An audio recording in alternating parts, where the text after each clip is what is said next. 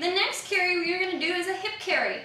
This is, you can start this, I wouldn't start this until they're bigger. I actually still don't carry her this. She's 8 months old, but I still don't carry in a hip carry. She usually prefers the chest-to-chest position. But once they start getting bigger and it's more awkward or whatever's more comfortable, you can put them in a hip carry. This is just kind of right like you naturally carry a baby right on your hip like I'm doing with her right now. Only you're going to be doing it with a sling so you don't have to hang on. So I'm going to put her in the same as I do on the other carries. I'm going to put her over my shoulder that's opposite the rings. I'm going to slip her leg, reach up through, slip her legs through, and I'm just going to settle her right there on my hip like I normally would. Remember, don't let go. She's not in there yet. I'm going to grab this bottom rail and tuck it under her bottom real tight, and then I'm going to pull that outside rail on the rings. Get a little twisted here. I'm going to pull that and tighten it up. And remember, to make a nice little seat, you want to pull enough fabric up underneath her that she's got lots of seat cushion there. Next, I'm going to pull that top rail tight. She's trying to scooch to the middle because that's where she likes to be. So, I'm going to pull that top rail tight.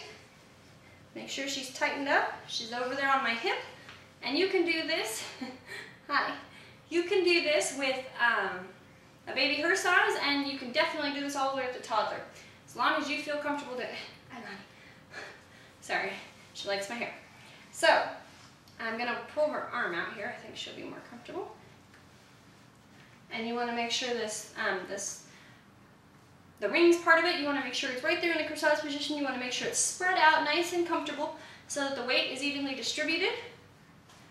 And make sure she's tight. You want to make sure it's nice and tight across her back, because as they get older, they tend to arch their back. And you want to make sure that it's nice and tight so she can't just plop herself right out backwards. Again, you're stretched out really good across the back here. Make sure that weight is evenly distributed, making it the most comfortable for you. And I've got both hands free, and this is a hip carry.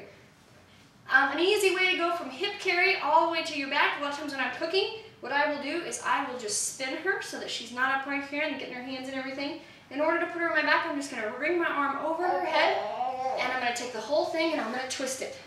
Okay, so she's still kind of on my hip. She can see me what I'm doing, but she's right there on my back. So she's kind of out of the way. She can't get her fingers in the pot, but she's right there with me. So, and you just do that from the hip carry, and when I'm ready to swing her back, I just twist her back around, straighten my shoulder back out, and we're good to go. Except we're loose in here. Remember, if you need to, a lot of times you're going to have to readjust a couple times just to get it right where you need it, especially when you're shifting them around like that. So, that is a hip carry and a back carry. You can easily just switch from one back to the other. Are you ready?